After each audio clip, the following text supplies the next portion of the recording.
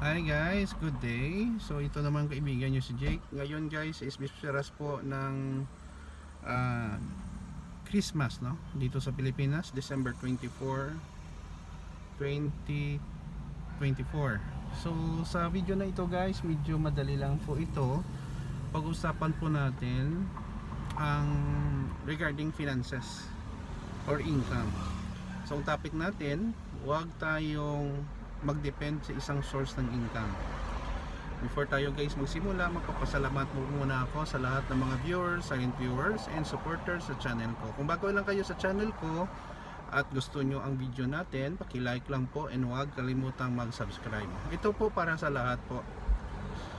Dito sa mundo po, kung wala tayong income at money, mahirapan po tayo kahit basic needs natin, pagkain, gamot, pag-aaral, ito, sasakyan, no? Gasolina, maintenance at iba pa, entertainment, kailangan natin ng pera. Now, I don't say na bawal po na isa lang ang source ng income natin. What I'm trying to say is that wag po tayong mag-depend sa isang source ng income, kasi kung mag-depend tayo sa isang source ng income at maliit lang income natin, kulang po yon. So for me, no, dapat may other sources tayo ng income. For example, sa akin, I'm working in an office as a researcher sa TUP Visayas. I'm also teaching part-time sa Colegio San Agustin, Bacolod. Magtatapos na kami doon, pahinga lang muna one semester, ewan ko, and then sa graduate school. Other from that, I writing books, may mga book royalties. I have some businesses, realty, and then consulting firm, IT consulting.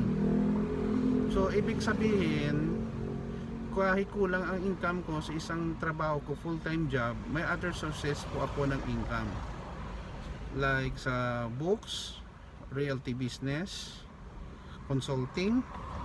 So may other means po ako ng pagkukunan ng pera para sa pamilya ko, no? So kung may mga emergency, mga hospital, or may mga bibilihin ng mga importanteng bagay, for entertainment, or gusto namin magbakasyon, gusto namin tumulong sa ibang tao, may gagamitin kami, no?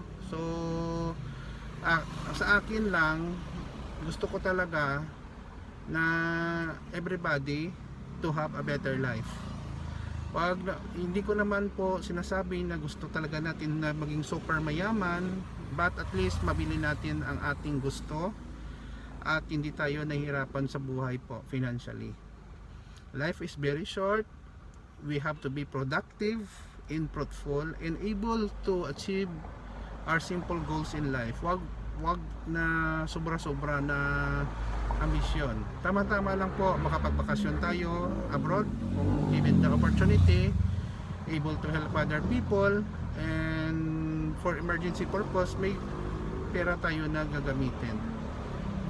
Sana po ang aking mga advice at opinion ay personal ko yun na pahayag, no? Kung may mga comment kayo sa video na ito, paki-comment na po sa comment section. Kung may mga disagreement kayo, lagay nyo lang po.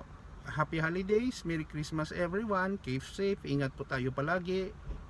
Isipin po natin na ang Christmas ay hindi lamang po sa mga material na bagay, but also kay Lord, no? So thank you for watching. Please like, share, and don't forget to subscribe to my channel po. Ito na po, kita-kita po tayo sa susunod video. Ito po ang kaibigan si Jake. Paalam guys. I love you all.